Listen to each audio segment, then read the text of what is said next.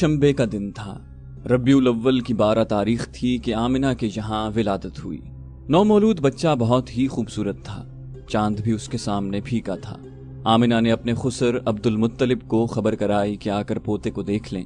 عبد المطلب بھاگے ہوئے آئے، نظر پڑتے ہی کھل اٹھے، ایک تو لڑکا اور وہ بھی عبداللہ کا۔ وہ خوشی سے نہال ہو گئے، بچے کو گود میں لیا، سینے سے لگایا، ماتھے کو چوما اور پھر لیے ہوئے کعبے پہنچے، اس کا طواف کیا اور بچے کا نام محمد رکھا صلی اللہ علیہ وسلم۔ محمد کے معنی ہیں ہر لحاظ سے قابل تعریف، وہ جسے سب پسند کریں، سب اچھا کہیں۔ ولادت کے 7ویں دن عبد المطلب نے بچے کا عقیقہ کیا اور قریش کی دعوت کی۔ لوگ کھانے سے فارغ ہوئے تو کسی نے پوچھا، عبد المطلب کیا وجہ ہے آپ نے پوتے کا نام محمد رکھا؟ خاندان کے اور ناموں جیسا نام نہیں رکھا؟ عبد المطلب نے نہایت سادہ انداز میں اپنے دل کی تمنا